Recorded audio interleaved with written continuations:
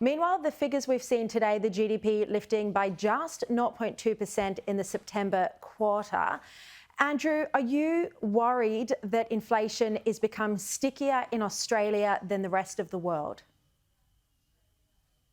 Look, I think the two pieces of information that we've had over the last couple of days in relation to the economy complement each other. We had slowing economic growth today, still positive, but slowing, and slowing as expected, in line with higher interest rates and the impact of global uncertainty on Australia.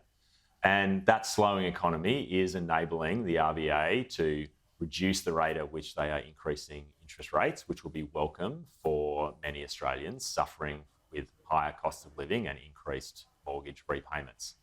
But Australians should feel confident that the Australian economy is strong.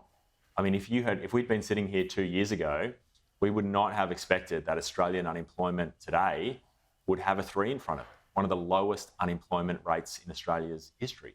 And we probably wouldn't have expected that Labor would have been able to deliver the first budget surplus in 14 years. So Australians should be confident that our economy is strong, and we're doing better than most of our peers in the face of the inflation challenge that we inherited and the global uncertainties bearing down on us. Well, Sharri, if I could just respond. I mean, the RBA governor's clear. We do have homegrown inflation. You can't blame overseas factors anymore. We're in an economic crisis, a GDP per capita recession. We've had incomes falling by 6.6%. Taxes have gone up 27%. Mortgages have tripled. Prices are up 9%. And Australians are being crushed and smashed economically at the moment as they head to Christmas.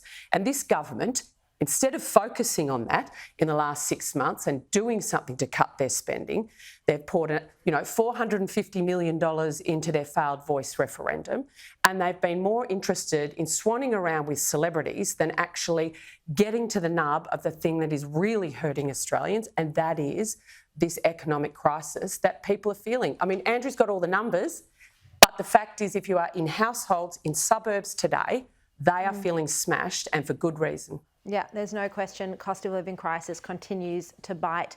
Bridget McKenzie, Andrew Charlton, thank you both so much.